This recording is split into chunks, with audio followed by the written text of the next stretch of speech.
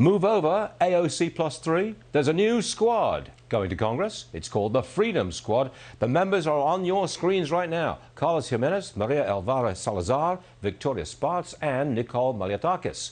One of those squad members joins me now, Carlos Gimenez, Congressman-elect for Florida. Congressman, great to have you on the show.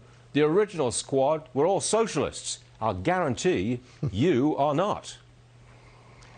No, I'm not a socialist, and really this is an association of people that think the same way, people that have actually had experience with socialism. I was born in Cuba.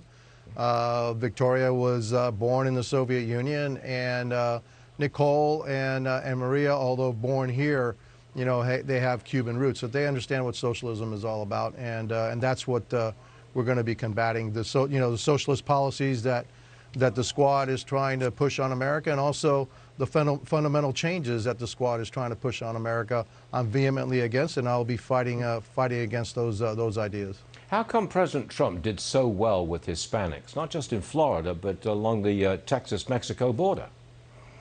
I think because we hold the same values, where it's about exceptionalism, it's about America, the love for this country. The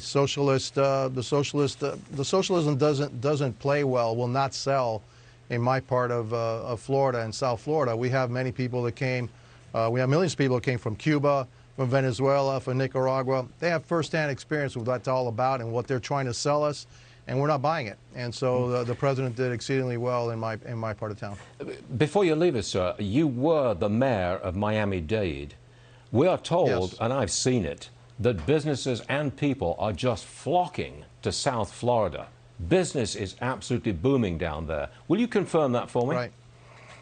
Yes, it is, because of the policies of some of these other cities, New York, San Francisco, Chicago. People are just saying, okay, we've had enough.